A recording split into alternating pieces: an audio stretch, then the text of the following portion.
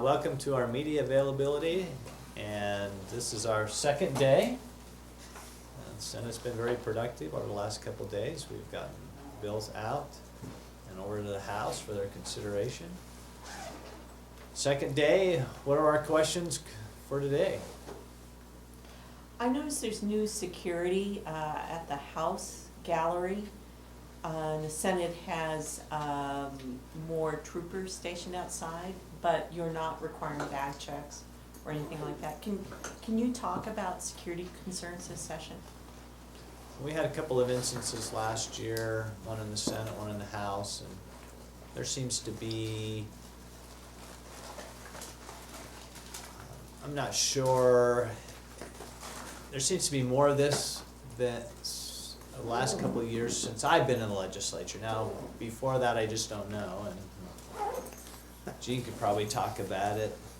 But there just is more and more concern that we have more security. And instead of the active security having to go through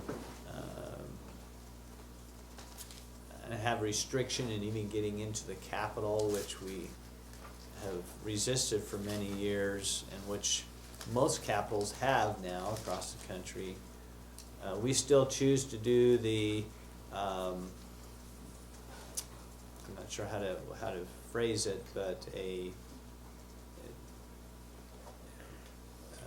passive system, would it be? I mean, I don't want to call it passive. It's a very active system. They've got the monitors. We have the extra highway patrol around, and we've actually gotten some training for for these folks, or we're in the midst of getting that training to deal with the types of issues you would deal with in the Capitol, which are different than you deal in most situations. So we're still not to the point of restriction into the Capitol. We tend to have this active but yet less restricted way of keeping the Capitol open. It's the House of the people, and we want to continue to have that that environment or that feeling. But the House is requiring bags to be searched and limiting the entrance to just one set of doors. You haven't placed those types of limitations on the Senate gallery. Well, why did you decide not to do that? We just felt like the step in having some trained highway patrolmen there was the first step that we would take and see how that works. I guess if there's still some security concerns after we've taken this step, then that might be the next step, but we've chosen to take one step at a time. What people may not see. I mean, you see police officers with canine officers. There's just a lot going on. We hope that is a better way to do it. What's the history? The history has been, the only time I've seen magnetometers here or any of that was during the Olympics. And I haven't seen it before, and I haven't seen that since. And I haven't seen the security really, other than we're a pretty secure building. Yeah, we are. Capitol is pretty secure. And we've seen some incidents where people have been able to breach some of that security to address those issues as they come up.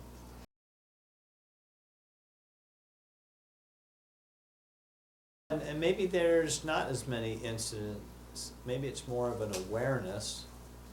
Some of the things that have happened over the last couple of years in other places, they come in not here.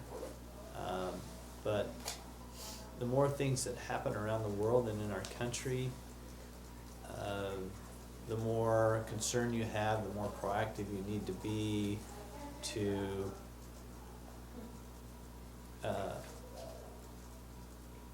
help stop something like that from happening, because if you haven't taken those steps and something does happen, then of course there's going to be some regret.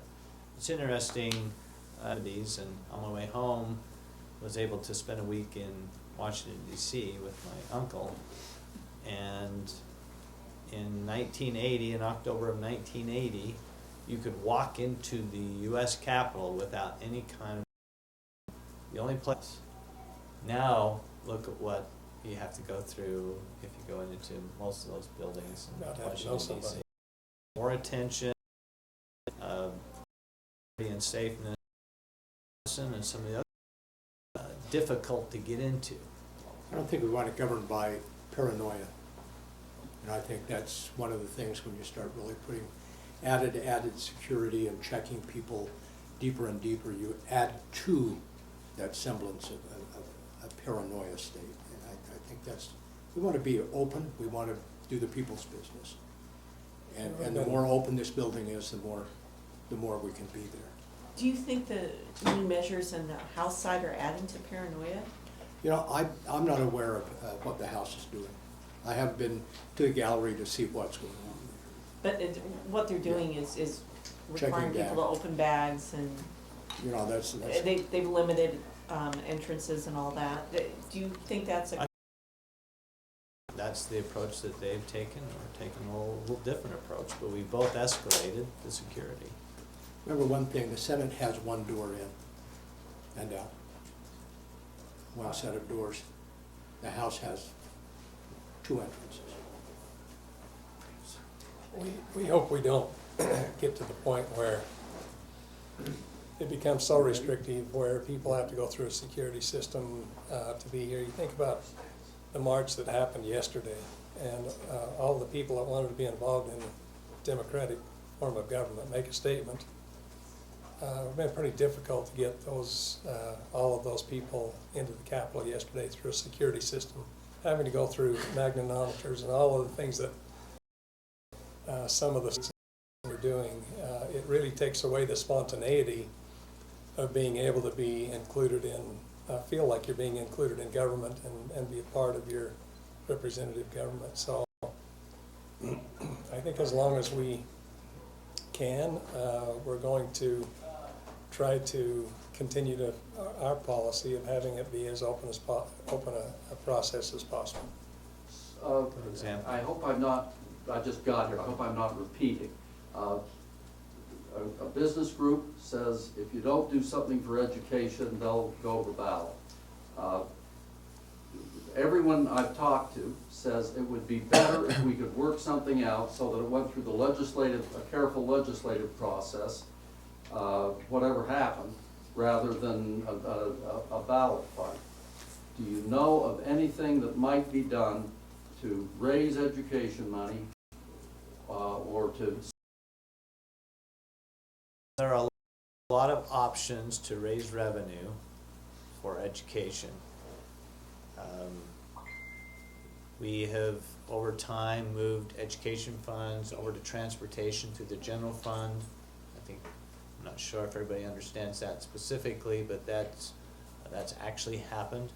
So we could go in and increase gas tax, and that would, and then get rid of a couple of the earmarks.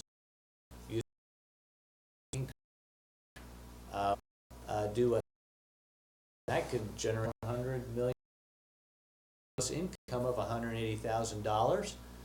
You don't have any deductions, you don't have any exemptions here in Utah because those have been phased out for you. We could phase them out sooner. There's a lot of options for raising revenue and not raising the rate. I just feel like the rate is the absolute wrong thing to do because states across the country are lowering the rates and getting rid of their income taxes because it's a tax on productivity and attracting employment, which is very important to us. But we're saying first, let's talk about for improve our education. Okay, if you want to avoid a ballot fight, you want to avoid raising the income tax rate. You'll work with them, but you want something, part of the bill needs to be a goal or a process or something so that it isn't just putting money into the system. Yeah, just the legislature won't act, and I don't believe the people will unless there is, because we're elected by the people, And they need to be on board, or the legislature's not gonna act politically. It's just that, Will there be discussions this session along those lines of, we could get some money here and we would ask for this in return? Is that a fair prediction? the discussions are already taking place. Our education senators are beginning to work with the stakeholders to talk about what would we, what education legislature or the, where you need to, what, I think stating his land, we just don't know where, and look at the percent increase. If I into the new part of that sounds right. That the number one say, yeah, that's a, most people I'm getting are saying no, not anyone. Well, that's part of that. Senator Stevens, the retroactive January 1st idea, well, we're going to money for education. Said here is yeah. I think it's important to remind people that we have increased funding for education over the past 5 or 6 years by increase in the WPU and paying for growth about over $1 billion, close to $1.5 billion over that time period. And we have done a tax increase, which is really unusual for a conservative legislature like Utah, when we did the equalization property tax bill a couple of years ago that raised about $70 or $80 million a year for education. So it's not like we haven't been doing things and we won't continue to do things. It's a real, it's really our top priority is to make sure that we have a good education system. And so we're very interested in being able to do those kinds of things. I think we're all interested in a strong education system, public education system in the state of Utah. I think the one thing is we put money in the past few years, and there's been a lot of money. The one thing is it's only been catching us up with the downturn in the economy in 2008.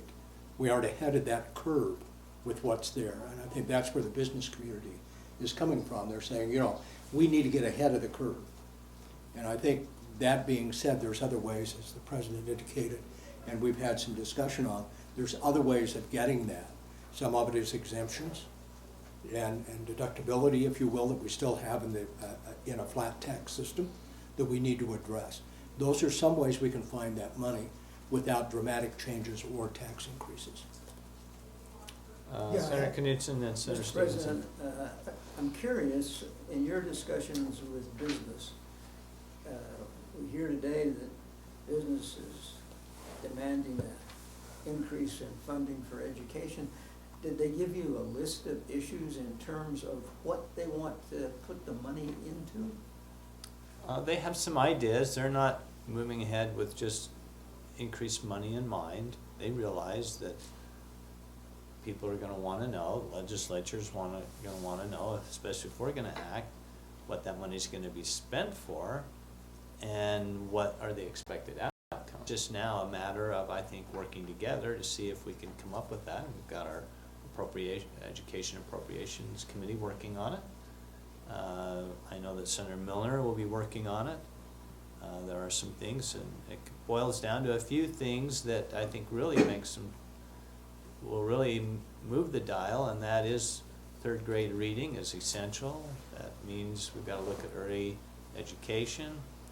8th grade math scores is a big, it's a benchmark that if we could improve, it would be great for our education system. These are some of the things we discovered in the education task force that Speaker Lockhart and I chaired for, was it a year?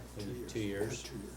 So, I don't know if there really is some magical thing out there we haven't already considered. I think we know what we need to look at, but I think you've got to now communicate it in a way, or at least create it in a way that it's going to change outcomes, that students are going to be able to perform much better because of this policy, and then that has to be communicated to the public, because the legislature's not gonna vote for it unless they have their support of their constituents, and the constituents aren't gonna vote for it if that isn't communicated.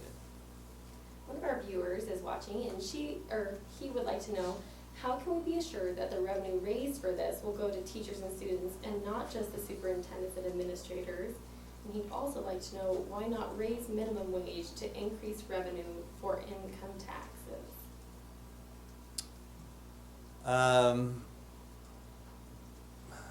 First part of that is, yes, you've expressed our concern exactly, and the legislature can restrict how money is spent. So I suspect, if the legislature was to act on this, there would be some benchmark requirements. We wouldn't fund everything all at once, because that's like winning the lottery. So you waste money in that situation. And so I think an essential part of this is that we have an incremental increase in the distribution of revenue, and that would be based on performance and seeing that outcomes were actually happening. The last question, I don't think that raising the minimum wage actually increases income tax. I mean, when you raise the minimum wage, it increases costs to one entity that pays taxes, so they're going to be paying less, but it increases those who receive it. So I'm not sure if there's a net gain in that or not. That's something we'd have to work with some economists on, but I'm not sure that actually raises revenue for us. It might be neutral. That assumes they all continue to have their job. So if jobs are terminated because your payroll has gone up. Well, Yeah. minimum wage has never had an effect on the unemployment rate. All of the raises of your minimum wage has not had a negative impact on economic growth.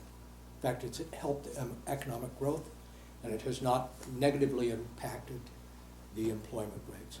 Well, I know I've read those reports, and I've read contrary reports, so it's, what report you want to take? You can look at one business that doesn't want to abide by a minimum wage at all, and then you can look at the major businesses that do that. And I can say in states and cities that have raised their minimum wages, they have not seen an increase at McDonald's, and they have not seen layoffs at McDonald's as well. I just know that McDonald's now is using kiosks. Yeah. Well, they're looking at it every way they can. Yeah, I mean. If they could automate the food, they would. Yeah. So would That- Walmart. It is an automation, so, anyway, thank you for the question, appreciate you watching, so we're glad that you're doing that. Jerry, did you have a comment? Just a couple. Senator Stevenson, excuse First of me. all, raising the tax that they're talking about doesn't create just $750 million, it creates a number more like $840 million. Remember that income tax is dedicated to education. So that's an easy tax, and that's an easy place for them to start. But the education budget isn't only made up of income tax, it's made up of a lot of other sources of revenue that we bring in and supplement education with. So raising income tax 3/4 or 7/8% doesn't necessarily equate into that kind of money going to education. And again, the money that we put into education, almost all of that has been ongoing. So education has had tremendous increases. If we look at an increase in WPU this year, which I'm sure we will look at, every time we put 1% in the WPU, it's $27 million, and it's ongoing money. It's not one-time money, unless we end up with another deep recession. But even during the recession, education was pretty much held harmless in the state of Utah.